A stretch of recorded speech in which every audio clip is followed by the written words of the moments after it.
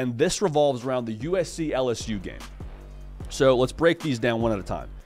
Fonzie says his headline for week 1 is going to be USC's defense is a royal flush. Now, when we posed this question on my Twitter page, got a lot of this kind of response. I got everything from USC shuts out LSU to the USC defense is night and day different to the USC defense goes off. All of these, takes. I've said it before. I think the USC defense will be much improved from what they were last season. Why? Because just quite frankly, structurally, you're already in a better position, I believe, with Danton Lynn. I think a new voice will bring new confidence. And I think the personnel in-house at USC is better than what we got to see last year. It's hard to gauge talent when talent's out of position to begin with, if that makes sense. I don't think they'll be out of position. So if they have struggles defensively, maybe you point to Lincoln Riley and their philosophy. Maybe you point to what they have on the roster. That's a whole other discussion. But if this headline comes true, phenomenal. That's a great jumping off point. You should be encouraged. That's an SEC outfit from an LSU team that was really good offensively a year ago. Be encouraged by that. However, let's be slow to define the USC defense in week 1. Because we said this yesterday on our overreaction segment, we don't actually even know what LSU is going to be offensively. We see the logo, and we see what that logo did last year, scoring over 40 points a game and having a Heisman Trophy winner at quarterback. But the reality is that quarterback's not there.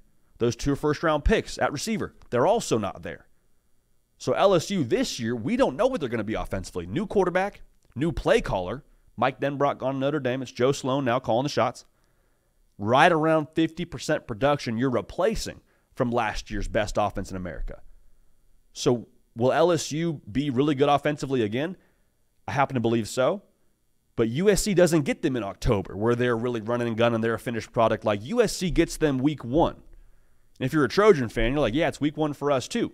Fair point. But I would just caution you to say this is exactly who the USC defense is based on what LSU did. I don't think that's the proper way for us to approach this whole thing. Now, the other headline that kind of falls in line with this thought of, okay, well, USC goes out there in Vegas. They handle business. Vibes are high in Los Angeles. But what's the flip side of that?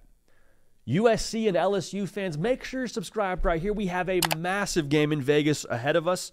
We're going to talk about that game in the future. Going to give you our pick in that game in the future. We want to make sure y'all are as involved in this show as possible. Want to interact with y'all. The best way for us to do both those things is by making sure you are subscribed to this platform, the On3 YouTube channel, so you can watch this show, The Hard Count. We appreciate y'all for doing that. Smash Hit Sports, I think he hit it on the head here, also a friend of the program. He said the headline is going to be, if this ends up being the case, that Brian Kelly will be questioned if he's the guy at LSU. His headline is, can Brian Kelly win at LSU after a loss to USC? Now, if we see this headline, and again, if this happens, I believe we will see this headline, people are going to be coming out of the woodwork that were buzzing this offseason around Brian Kelly being overrated and this and that. They're going to say, man, look, they can't beat that soft West Coast team. They can't beat a Lincoln Riley coach defense team. How are they going to go win in the SEC if you can't beat that? I understand the frustration. The bar is set extremely high in Baton Rouge. No pun intended.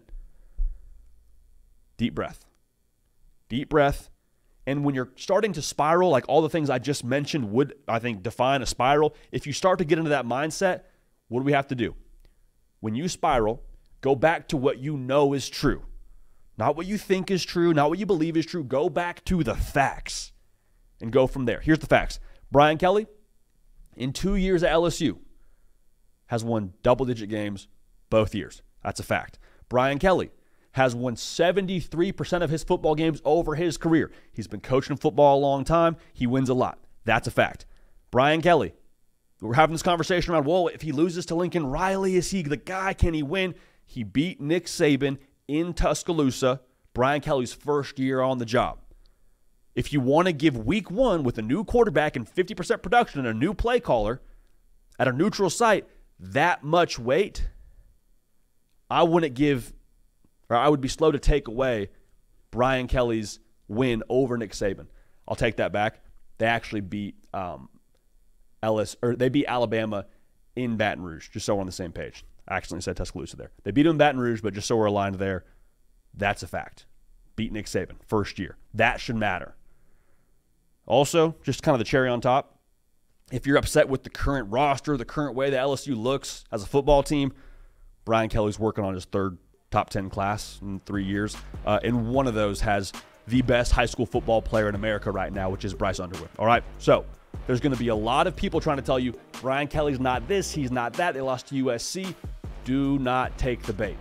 Hey, y'all, thanks so much for watching. Subscribe to the channel here to make sure you don't miss an episode of The Hard Count. Also, be sure to check out other videos on the On3 YouTube channel.